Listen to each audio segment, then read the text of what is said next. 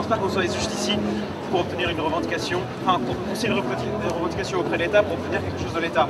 Parce que ce qui se passe ici, c'est une proposition plus large que simplement des propositions politiques vis-à-vis de l'État. Et comme on a une critique systémique de l'ordre en place, comme on a une critique systémique de l'ordre en place, je pense que le dialogue ne se situe pas seulement entre les militants qui sont ici et l'État, puisqu'on a une proposition qui s'adresse du coup à l'ensemble de la société française, à l'ensemble de la société européenne, mais au-delà à tout le monde à tous ceux qui seront concernés, par ce qui se passe ici.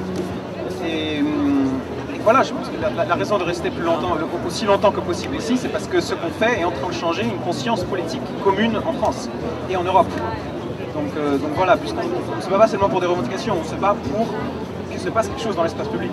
Je pense que tu poses une bonne question, d'ailleurs qui a été posée dès le début du Rassemblement République. Est-ce qu'on est là pour revendiquer? Est-ce qu'on est là pour revendiquer auprès du gouvernement, auprès de nos employeurs? Pas forcément. La question, elle est peut-être à poser différemment. Quand est-ce qu'on se saisit du pouvoir de gestion dans nos entreprises? Quand est-ce qu'on se pose la question de s'assembler dans chaque quartier, dans chaque ville, pour décider enfin des politiques de la ville? Est-ce qu'on est condamné en tant que travailleur, en tant que salarié, à la soumission à nos employeurs, sous prétexte qu'ils sont propriétaires du capital, sous prétexte qu'ils ont les titres de propriété? Bon, elle est où la démocratie dont on parle, quand dans l'entreprise, la contestation de l'autorité de l'employeur est passible d'un licenciement pour faute grave? Elle est où la démocratie? Elle est où la démocratie dans cette société où les milliardaires ont entre leurs mains toute la grande presse nationale?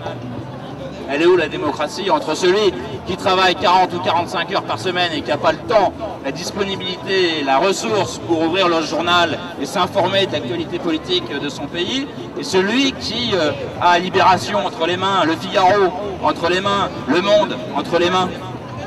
Elle est où? Elle est où l'égalité? Il n'y en a pas.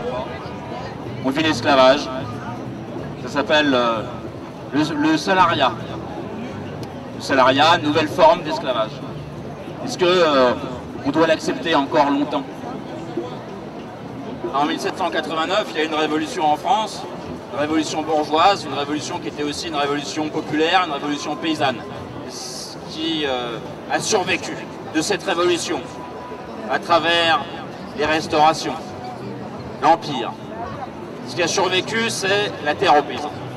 Les paysans qui devaient payer l'impôt aux propriétaires de la terre qu'ils cultivaient, ils allaient voir les seigneurs et leur demandaient « mais où sont vos titres de propriété ?» Et quand les seigneurs leur disaient « écoutez, on ne sait pas trop, ils ont été perdus, on ne sait plus trop ce qu'on en a fait des titres de propriété, mais les choses étant ce qu'elles sont, vous devez toujours vous soumettre, messieurs. » Eh bien, pour le paysan, pour les paysans, les groupes de paysans, eh bien, la question était réglée. Les terres leur appartenaient. Et quand les seigneurs leur opposaient des titres de propriété, ben, qu'est-ce qu'ils faisaient, les paysans révoltés? Et ils brûlaient les titres de propriété. Et c'en était fini de la propriété des seigneurs de la terre. Et ben voilà un exemple pour nous, salariés. Allons voir nos employeurs. Où sont vos titres de propriété, messieurs les patrons? Où sont vos titres de propriété? Qu'ils les aient, qu'ils les aient pas. L'entreprise est à nous. L'entreprise à ceux qui y travaillent. Pour que les richesses reviennent à ceux qui les produisent. Pour que le pouvoir de gestion revienne aux travailleurs, à la grande majorité des exploités, à la grande majorité de ceux qui font tourner l'économie du pays. Nous pouvons nous associer dans l'entreprise, entre entreprises. Quel besoin avons-nous de cet intermédiaire, le patron? Quel est son rôle utile? Si le patron est utile et qu'il travaille, il sera rétribué selon son travail. Mais le patron n'est pas rétribué selon son travail. Il est rétribué selon son capital. Capital qui lui donne le droit d'exploiter son prochain. Aujourd'hui, nous ne sommes pas frères. Nous sommes des ennemis. Et tant qu'une minorité concentrera les milliards, tant qu'une minorité concentrera la moitié du patrimoine de l'humanité, ou de la moitié la plus pauvre de l'humanité, c'est les statistiques, hein, c'est des éléments factuels. 85 personnes concentrent la moitié du revenu de la moitié la plus pauvre des humains sur cette terre. Donc tant qu'on aura de telles inégalités sociales, il ne peut pas y avoir de communauté humaine, il ne peut pas y avoir d'entente, ni au sein de chaque nation, ni entre les nations. C'est la guerre. Et quand le gouvernement propose le projet de loi El Khomri, eh bien c'est une nouvelle déclaration de guerre à tous les travailleurs, à toute la classe salariée. Et à cette déclaration de guerre, eh bien, nous devons répondre par une mobilisation générale. La mobilisation des salariés, de toutes catégories, de tous secteurs, de toutes les branches, des grandes, des moyennes, des petites entreprises, des travailleurs qualifiés, des techniciens, des ingénieurs, des non qualifiés, des travailleurs indépendants, des auto-entrepreneurs, des chômeurs, des sans-emploi, et de tous ceux qui ont un intérêt réel, authentique, à un changement de société. J'ai envie de dire qu'on est un peu complice de tout ce qui se passe. Complice parce que nous achetons des produits chaque jour qui enrichissent ces fameux patrons. Comment font-ils ces gens là-haut pour rester là-haut et nous en bas pour rester en bas? C'est une question que je pose, que je réfléchis régulièrement. Et en fait, ils nous tiennent par les couilles. C'est ce que je suis venu dire ce soir, c'est qu'ils nous tiennent par les couilles. Tout simplement, ils nous tiennent par nos plaisirs. Nous, on aime, même moi-même, je suis le premier, je dis pas ça pour nous culpabiliser. Nous, on aime ça. Vous voyez ou pas? On adore ça. Donc, est-ce qu'il... Voilà, où ça? Tiens, voilà, la révolution à la Heineken, c'est énorme. Changeons de système, mais avec une Heineken. Voilà, nous, on adore ça. C'est avec ça qu'ils nous tiennent. C'est con, hein? La question que je pose, c'est est-ce qu'on doit renoncer à tout ça pour qu'on puisse être tranquille? Eh bien moi je pense pas. Oui, j'apporte une bonne nouvelle, peut-être, je sais pas, c'est que je ne pense pas qu'on doit renoncer. Je pense qu'on doit frapper avec ça. Je pense que ça, c'est une force de frappe pour nous. Je vous donne juste un exemple. Parce que j'entends des grèves par-ci, des grèves par-là, blablabla. Ça fait 10 ans que j'en vois, il n'y a pas grand-chose qui se passe. Par contre, prenez Noël, et on décide tous ensemble de dire, voyez, nous, on ne veut pas de produits qui sont construits grâce à des guerres, comme celui-ci. En Centrafrique, au Congo, avec le minerai, on a tous vu un reportage ou entendu parler de ça. Hein? On ne veut pas de ça. Et bien, à Noël, nous pouvons tous décider de dire, ce Noël, personne, j'ai bien dit personne, n'achètera de téléphone, de smartphone qui proviennent d'une guerre. Et cette action, eh bien, va faire perdre je ne sais pas combien d'argent aux actionnaires, et ils vont littéralement se chier dans le froc parce que la seule chose qu'ils veulent, c'est qu'on achète. On est tous d'accord là-dessus. Si on décide tous ensemble de boycotter un produit pour envoyer un message fort, alors j'ai entendu ça changera rien, c'est ce que tu penses. Si on ne le fait pas, c'est sûr que ça changera rien. C'est bien d'essayer d'arrêter de consommer, c'est une belle idée, sauf que la plupart des gens, en tout cas genre les ouvriers, ils n'ont pas vraiment le choix, ils sont obligés de consommer pour assurer leur survie matérielle. Du coup, c'est un petit peu illusoire de croire qu'on peut arrêter de consommer certains produits et que ça va changer les choses. Moi, j'ai plus l'impression qu'il faut faire en sorte que les structures qui permettent aux gens de s'en mettre plein les poches changent.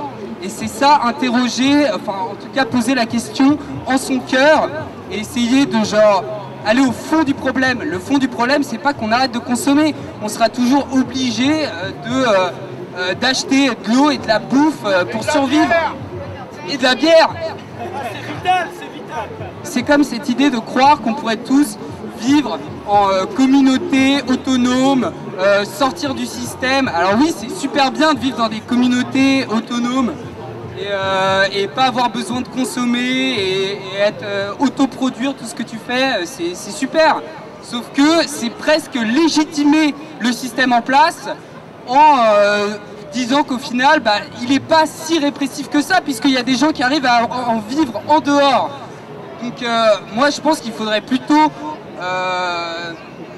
remettre en question les structures même du capitalisme qui font en sorte que putain, on est obligé d'acheter nos fringues chez Zara ou chez Gap, et même si tu les achètes au marché, tes fringues, elles en pueront pas moins, genre la sueur d'un petit ouvrier chinois exploité. Donc dans tous les cas, on est plongé dans un monde qu'on ne peut pas changer tout simplement de manière individuelle. On ne peut pas décider, c'est pas en triant nos déchets qu'on va sauver la planète. Ça, c'est des conneries. Enfin, c'est bien de trier ses déchets, mais on va pas sauver la planète comme ça.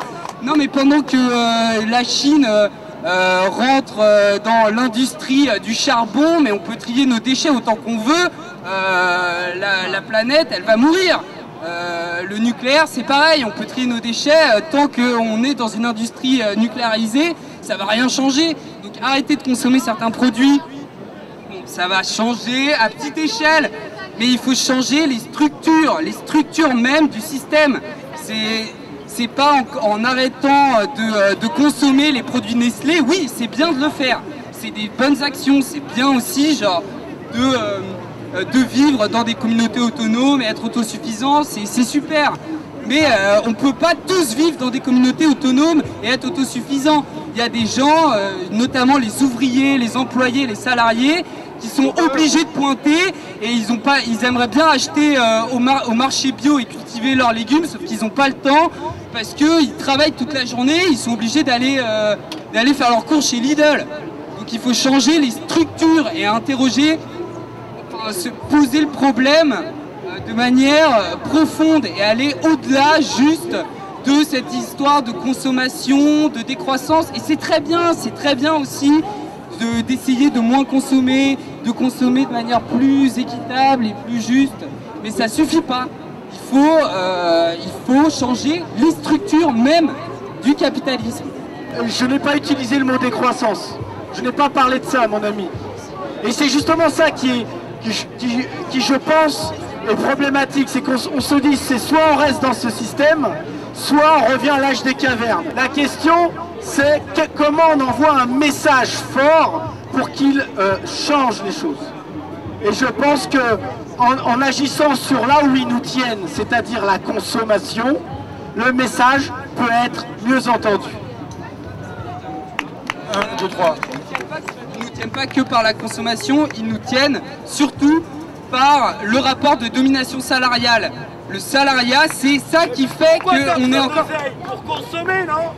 Il fut un temps où, pour changer de système, pour avoir une critique plus globale des choses en place, on pouvait s'en remettre à certains représentants du peuple, à certains représentants politiques. C'était les partis politiques progressistes.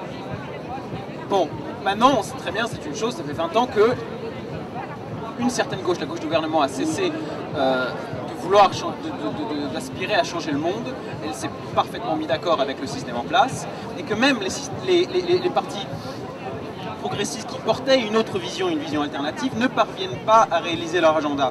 Donc, on se rend quand même compte que la représentation politique a largement échoué pour faire porter une volonté populaire, pour porter des aspirations communes autres que celles qui existent là, qui est cet ordre en place qu'on se farcit depuis 200 ans de capitalisme.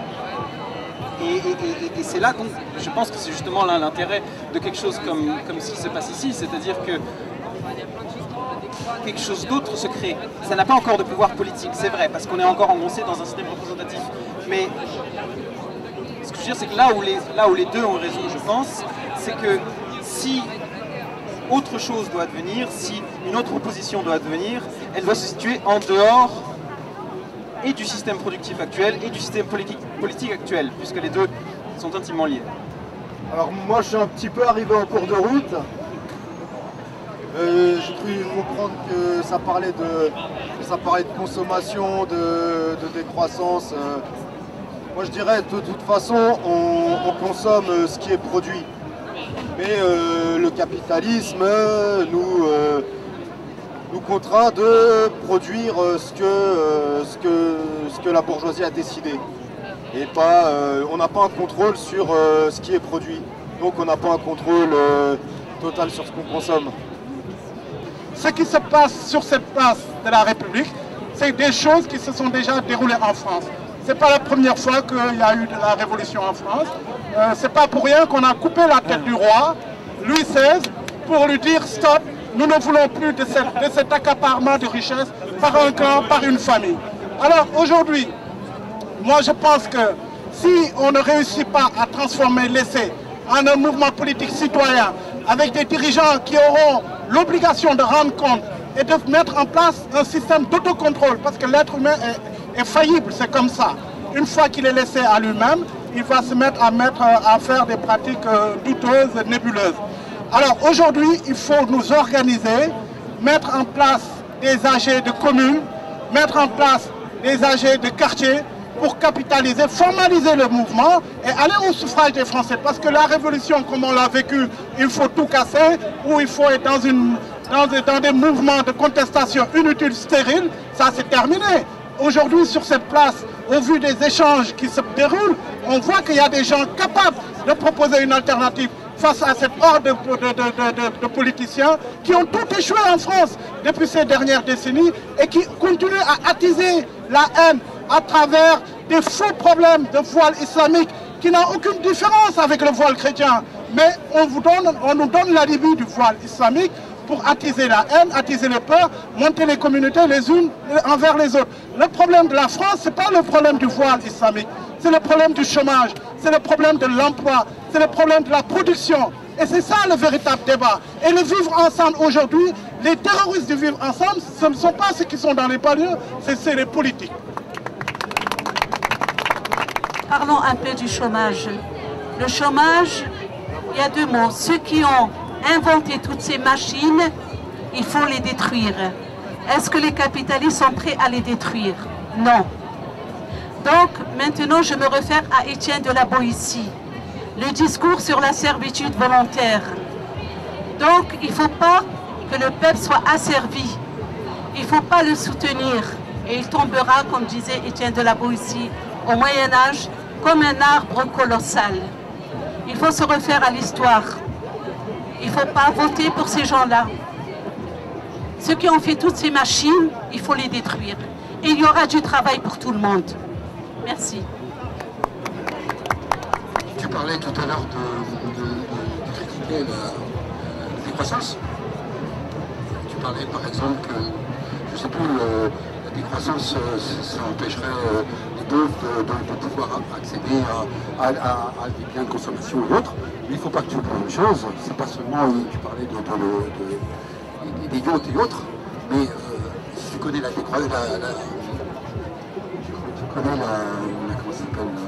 l'obsolescence programmée, hein, ils créent des machines qui pourraient durer 10 ans ou 20 ans, et on se démerde pour que ces machines-là ne durent que 5 ans, hein, et les gens sont obligés de racheter, ne trouvent pas les pièces qui manquent, t'as dû vivre ça, et qu'est-ce qui se passe? Ça fait énormément de déchets, de plus en plus de déchets, et ça, c'est ça la décroissance, c'est mettre fin à ce système, tu vois, et je pense que, je n'ai pas la même que toi sur la décroissance.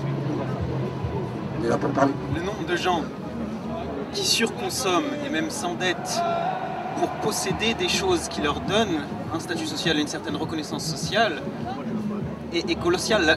La violence qui vient avec la nécessité de consommer pour posséder en quelque sorte, parce que le fond de l'affaire c'est qu'il y a trop de reconnaissance sociale, il y a trop de valeur sociale qui passe par ce que l'on possède et par ce qui est détenus matériellement en quelque sorte. Ce que la décroissance propose politiquement, au-delà de l'effet concret de l'organisation de la décroissance, c'est de dire que la valeur ne passe pas par ce que l'on possède et qu'il faut refuser un certain esclavage qu'on a chacun un esclavage que l'on subit chacun lorsque l'on cherche justement toujours à se conformer à un ordre social et dans un système de reconnaissance sociale qui passe par plus de consommation et plus de possession.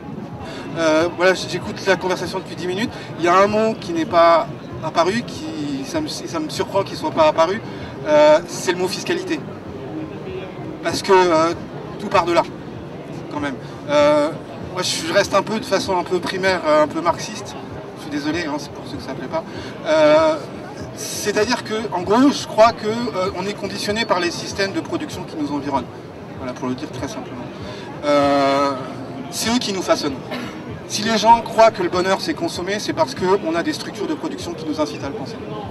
Et si on veut que les gens pensent différemment, il faut changer les structures de production. Et comment on va changer et comment ne pas changer les structures de production sans passer par la fiscalité aujourd'hui? Ouais, ça va ensemble, ça va ensemble. C'est-à-dire qu'on a assisté depuis 20 ans, 30 ans, à un rapt inouï, immense. Un rapt, c'est peut-être le plus fabuleux rapt de l'histoire de l'humanité.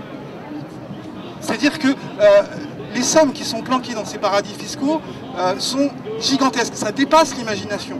Ça dépasse même notre imagination. C'est au-delà de ce qu'on peut supposer. Et je crois que le reproche qu'on avait fait avec Occupy Wall Street, c'était un peu de partir dans tous les sens. Et c'était peut-être pas un reproche infondé.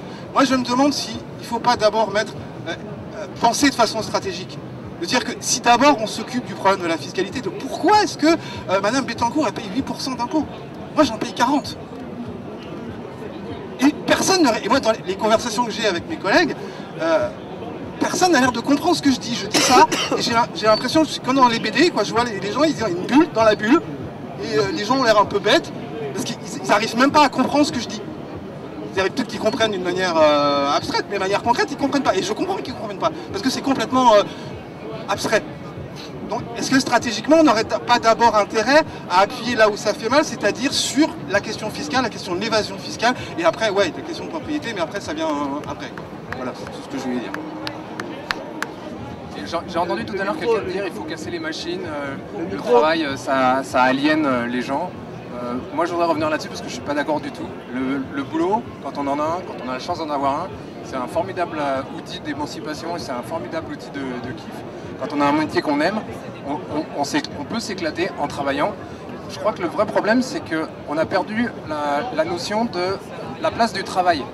C'est-à-dire qu'il y a 30 ans, quand une entreprise faisait 100 € de bénéfices, elle mettait un tiers dans les machines pour changer les machines, les améliorer. Un tiers pour les gens qui possédaient la compagnie, parce qu'il fallait bien qu'ils gagnent de l'argent aussi, ils avaient créé quelque chose. Et il y avait un tiers pour les travailleurs. Et les travailleurs, il y avait une redistribution et tout était redistribué. Ce qui s'est passé, c'est que ce rapport de force, il s'est complètement dénaturé. Et aujourd'hui, quand une entreprise fait 100 € de bénéfices, il y en a 60% qui vont aux gens qui possèdent la boîte. Il y en a encore un petit peu pour les machines. Et les salariés n'a cash. Ils se font niquer tout le temps. C'est devenu la seule variable d'ajustement pour les entreprises. Ce qui fait qu'au final, les gens qui ont des entreprises, ils se retrouvent avec des montagnes de thunes, ils ne savent plus quoi en faire. Aujourd'hui, il faut savoir qu'il y a à peu près 70% des passages en bourse, des ordres de bourse qui sont faits par des robots. Ça veut dire qu'il n'y a même plus d'histoire de « je m'intéresse à la société, je vais investir », c'est juste une machine à cash qui fait du cash, qui fait du cash. Résultat, on se retrouve avec des montagnes et on va les planquer dans les paradis. On ne sait plus quoi en foutre. Donc on va les planquer dans des paradis fiscaux, on essaie de le cacher, on ne sait plus quoi faire de ça. Ce qu'il faut, c'est remettre le travail au milieu. Ça veut dire qu'il faut redistribuer tous ensemble. Alors j'entends qu'il n'y a pas de travail pour tout le monde. C'est pas forcément un problème. Si on génère du profit, si on fait de la consommation raisonnée, si on ne va pas n'importe où, eh ben, on peut arriver dans une société où il y aura moins de travail, mais ça sera redistribué. Il y aura un salaire universel pour les gens qui ne travaillent pas, et on pourra tous vivre ensemble. Je crois que les politiques, ils ont renoncé parce qu'ils se sont lancés dans une carrière. Maintenant, on va dans une école de politique qui s'appelle l'ENA, on trouve un taf dans la politique, on fait 5-10 ans, on prend 3 jobs différents, député, truc, muche, bidule, on se fait 20 000 € pendant 10 ans, et après on est peinard. Ça s'appelle pas de la politique, ça s'appelle un métier. Voilà, c'est ce que je voulais dire. Il y a un participant qui enfin une participante qui voulait casser les machines. Bon, ça c'est une première réaction, c'est une réaction, je dirais, naturelle. Hein. Bon, les machines, elles prennent le travail des hommes, cassons les machines. Bon. Au début du mouvement ouvrier, effectivement, c'était une tendance qui était forte. Hein. Les machines-outils qui prenaient le travail des artisans ouvriers artisans qui cherchaient à détruire la cause apparente de leur malheur. Il y a 15 ou 20 ans, on allait voir on avait un employé de banque pour récupérer ses billets. Aujourd'hui, tout passe par des machines.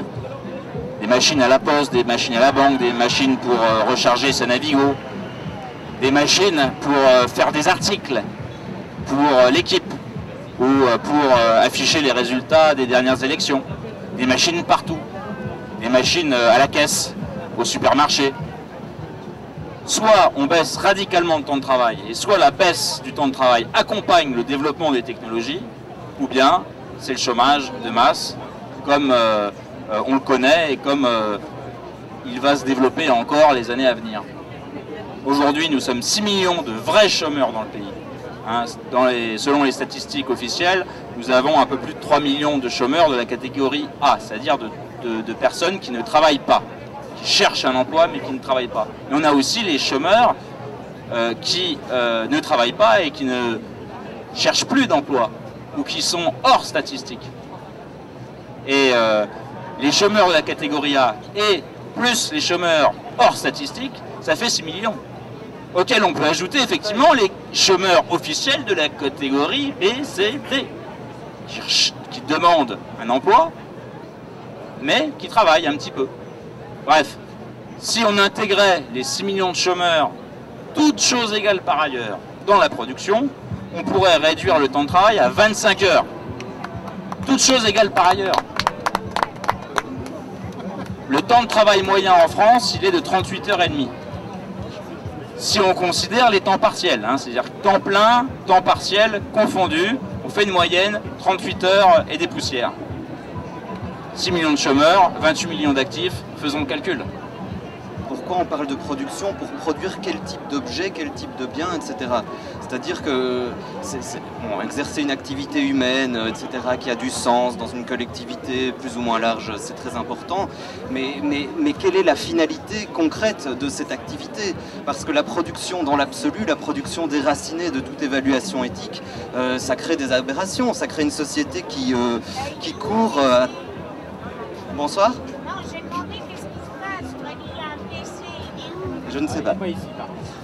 Donc ce que je voulais évoquer, c'est simplement l'évaluation éthique de la production.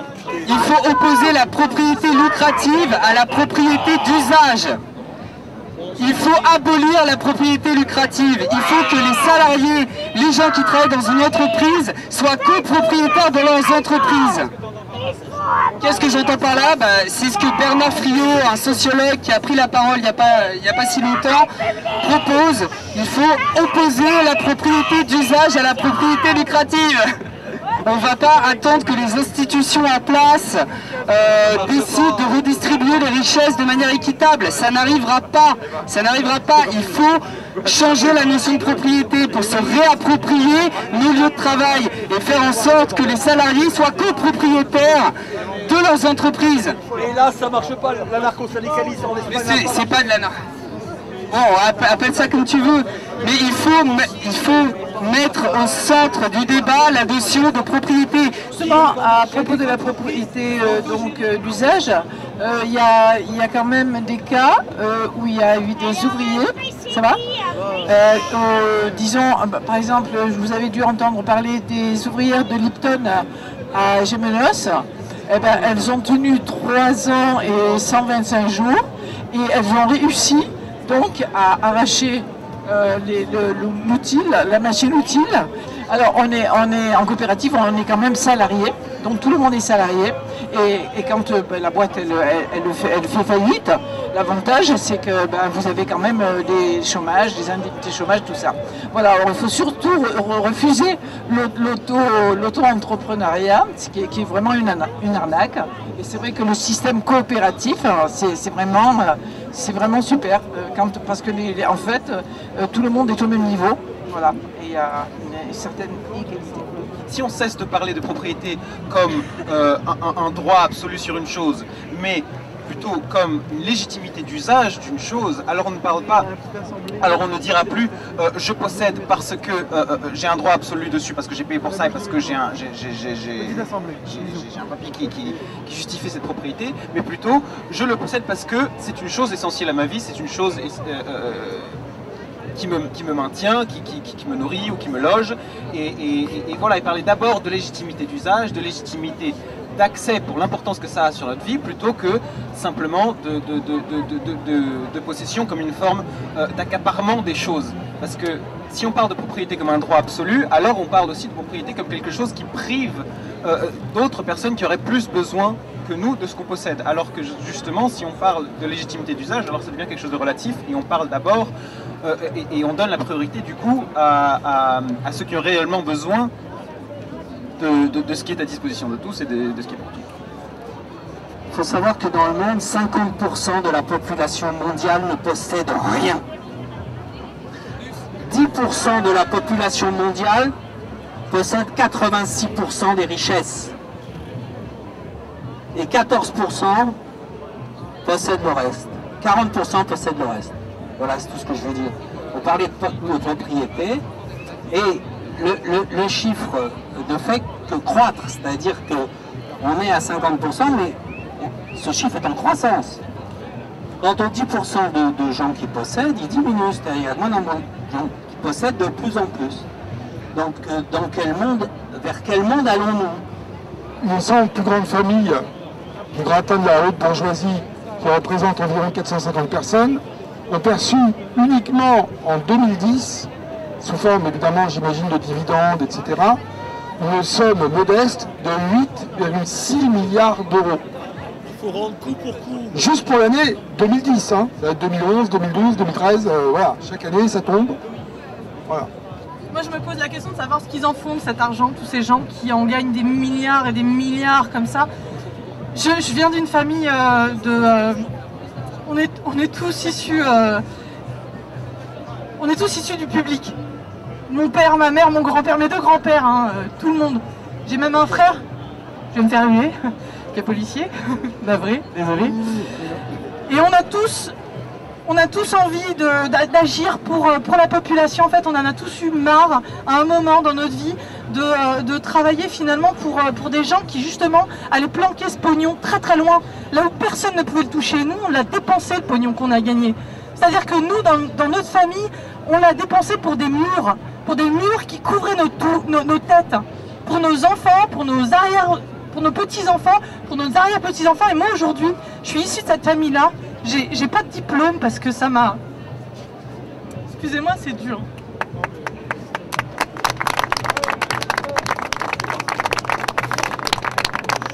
J'ai pas de diplôme parce que...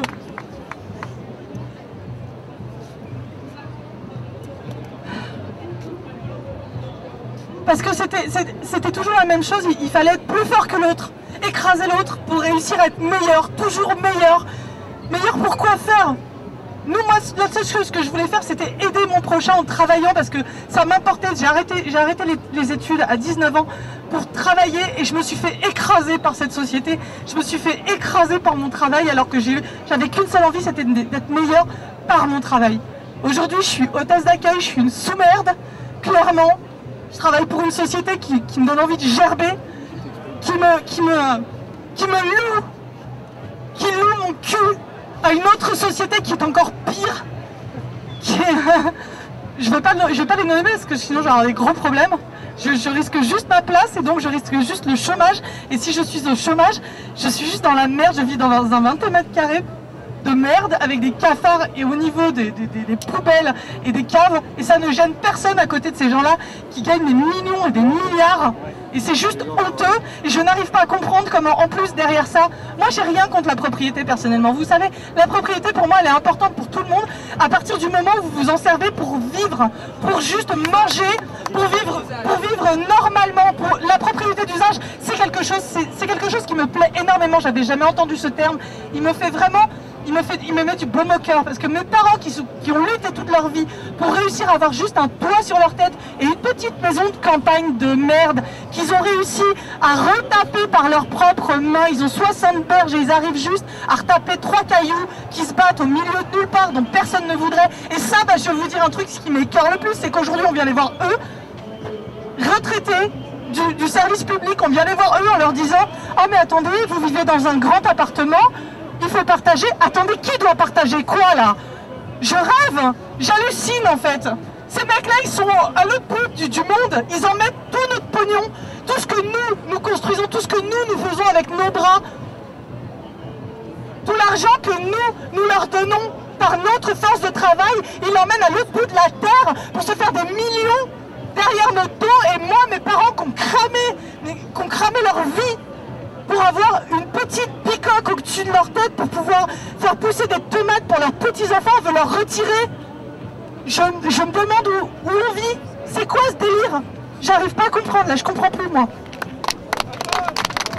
C'est poignant le témoignage de la dame, mais ça résume toute la société, le système de prédation, les masses ici qui sont exploitées, et c'est les mêmes personnes qui exploitent, les mêmes lobbies financiers qui exploitent les gens ici, qui les exploitent en Afrique, qui les exploitent en Asie, en Amérique du Sud. Alors j'en reviens, je mets toujours moi le doigt sur le curseur politique, parce que c'est avec le levier politique qu'on règle les problèmes des populations. Alors quand je vois que l'État a des participations dans une société comme Peugeot, on va quand même le nommer, ou Renault, et que l'État laisse faire, l'État regarde un dirigeant gagner, je sais pas, le SMIC tous les combien un PDG de Renault, il gagne 45 fois le salaire d'un ouvrier dans la même boîte. Est-ce que c'est décent? Est-ce que l'État doit laisser faire? Est-ce que les politiques doivent laisser faire ce genre de choses en France? Qu'est-ce qui justifie qu'une personne dans la même boîte doit toucher 40 fois plus ou 50 fois plus qu'un ouvrier? Alors que en réalité, bon, c'est vrai, il faut le dirigeant qui est plus haut perché, il met en place des stratégies, mais il ne les met pas seul, il les met avec une équipe. Et comme disait la dame, aujourd'hui c'est les travailleurs qui font la richesse de l'entreprise. Alors il faut que les richesses soient mieux réparties. Aujourd'hui le problème du monde, d'est en ouest, du nord au sud, c'est le manque de générosité politique, le manque de générosité culturelle, le manque de générosité sociale. Il n'y a plus de partage. On vit dans un monde avec une économie sauvage où les petits se font écraser par les grands. Et pour cela, il n'y a rien de plus, comment dirais-je, il n'y a que l'action politique. Moi, je crois encore aux politiques. Et d'ailleurs, c'est pour ça, la majeure partie des gens qui sont là, je pense, ils ne sont pas dans les partis politiques pour certains. Et ils ont peur de s'engager. Et aujourd'hui, comme je dis, je me répète, si cet essai-là, ce qui se passe ici, sur cette place de la République, n'est pas transformé pour un mouvement politique citoyen, avec un autocontrôle qui va être exercé par nous-mêmes, qu'on ait des dirigeants, qu'on mette en place une charte politique, que les dirigeants reviennent sur les places publiques pour dire qu'est-ce qu'ils ont fait à l'Assemblée, qu'est-ce qu'ils ont fait au Conseil général, qu'est-ce qu'ils ont fait dans les assemblées où ils ont siégé grâce à nos votes, ben, on reviendra ici dans 2 ans, dans 3 ans, on va crier et ce sera vain. Il faut vous engager. L'engagement politique, c'est ça qui change la vie. Un homme politique qui est vertueux, il met en place des politiques publiques vertueuses et il défend son peuple. Alors ce n'est pas le cas aujourd'hui des politiques qu'on a aussi bien en France qu'en Afrique. On a une horde de classes politiques qui sont là pour leur clan, pour leur famille et qui sont de connivence avec les grands dirigeants des grandes entreprises. Et c'est pour cela qu'on a le scandale de Panama Papers, il y a eu HSBC et il y en aura d'autres parce que tout simplement on ne les accule pas, on les laisse faire. Et nous, il faut qu'on agisse. on s'engage. Aujourd'hui, il y a beaucoup de partis politiques en France, ils n'ont même pas le 10e de ce monde qui est là. Alors vous attendez quoi? Alors il faut réfléchir, il faut nous organiser et il faut passer aux actions. Parce que sinon ça ne servira à rien du tout et on reviendra encore dans 2 mois, dans 3 mois, dans 4 mois. À la base, ce qui contrôle les politiques, c'est notre constitution. Sauf que la constitution aujourd'hui elle est rédigée par les politiques. Donc du coup on arrive à un serpent qui se mord la queue, c'est-à-dire que c'est eux-mêmes qui se contrôlent. Donc la solution, ou en tout cas une des solutions, qui a été faite en Islande avec des bons côtés et des mauvais côtés, c'est effectivement créer une assemblée citoyenne représentative avec en Islande ils avaient pris 25 personnes, on peut imaginer on peut partir sur le même schéma, et cette assemblée citoyenne réécrive la constitution et justement établisse les règles et les devoirs politiques de notre gouvernement et de nos gouvernants. Donc ce qu'il faut vraiment créer, et c'est pour ça je pense que ce mouvement aussi doit être relayé, c'est créer des assemblées citoyennes et qu'on ait une part représentative du peuple, parce qu'on est quand même 66 millions et il y a 500 personnes dans l'Assemblée, et qu'on soit enfin écouté par ces gens-là au travers de la Constitution qu'on va réécrire. Voilà. Je pense que les constitutions ne sont pas mauvaises en soi, c'est l'interprétation qu'on fait de la Constitution. Dans la Constitution sont définis les grands principes de la République. Ah, c'est comme l'interprétation qu'ils font des religions, monsieur. Ah oui. Donc, ce qui est en jeu, effectivement, ce sont les interprétations que l'on fait de la Constitution, et notamment par les gouvernements et par les institutions. Les institutions, nous les avons là depuis aujourd'hui, elles sont en train d'encercler la place de la République, n'est-ce pas? Ça veut dire que demain, ils vont venir pour cogner. Là, vous voyez, les policiers sont en train d'occuper les marges de la place. C'est une évolution qui est très notable. C'est une évolution des institutions, commandée par le gouvernement. Le gouvernement est dirigé par des partis. Ces partis ne représentent plus le peuple. Le peuple est censé avoir dicté les grands principes de la Constitution, n'est-ce pas? Donc les gouvernements et les institutions sont les ennemis de la Constitution. On est d'accord? C'est pour ça qu'on est tous ici. Dans la vie politique, on nous parle de pédagogie toujours. Dès que les gouvernements prennent une décision, ils disent oh, il faut être pédagogue, expliquer au peuple qui n'est pas... Ah mais le peuple il est con quoi. Oui, c'est ce qui nous fait il faut l'expliquer. Donc il y a rien d'autre que de représenter. Je sais ce que je veux dire, on n'est pas con.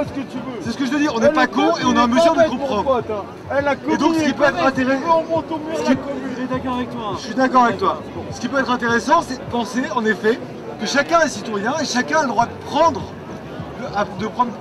part à la vie publique. Pour ça, on peut faire le tirage au sort.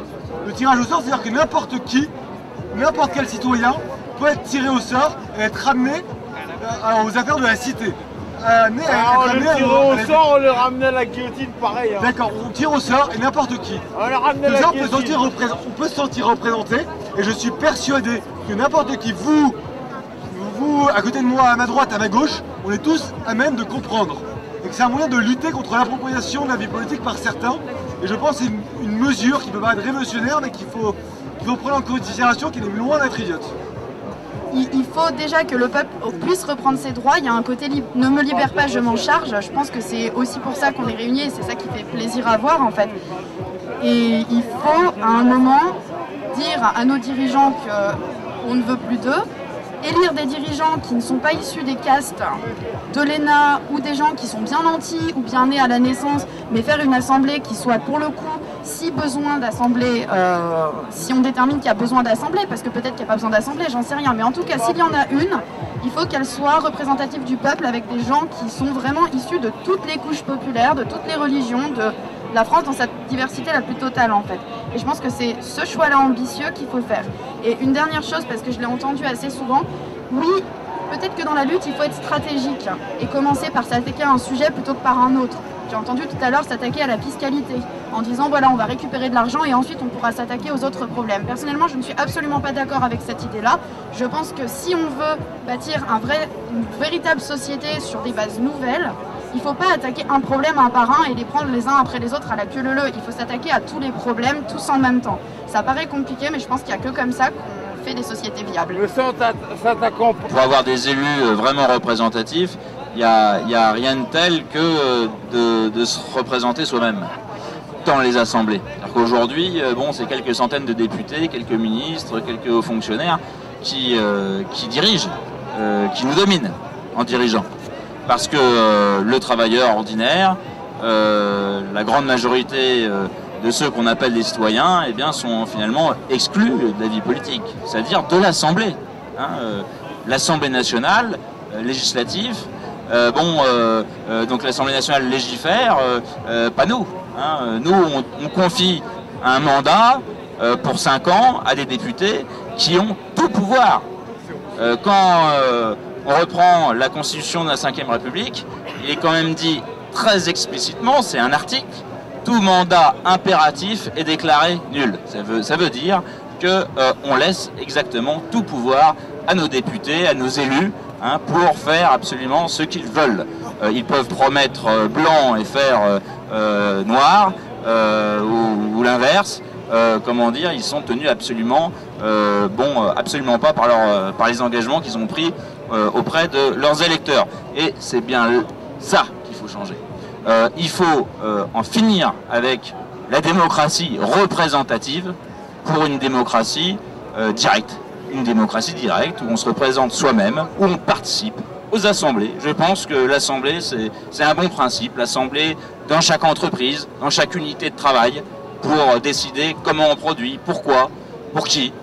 Et puis une assemblée pour chaque secteur de production, par filière, par branche, par secteur, assemblée de quartier, assemblée de ville, assemblée régionale, nationale, assemblée de fédération. Si on doit élire des délégués à une assemblée supérieure, admettons, c'est avec un mandat impératif et c'est avec un droit de révocabilité. Pas très loin, rue du Faubourg du Temple, bon, il est écrit « Vive la commune ». Bah voilà, la commune, hein, qui est quand même une référence, qui doit rester une référence pour nous. Il y en a d'autres, mais c'est une référence importante. Hein, la commune de Paris de 1871, c'était les mandats impératifs et le droit de révocabilité des élus. Et il me semble que c'est vers là qu'on doit aller.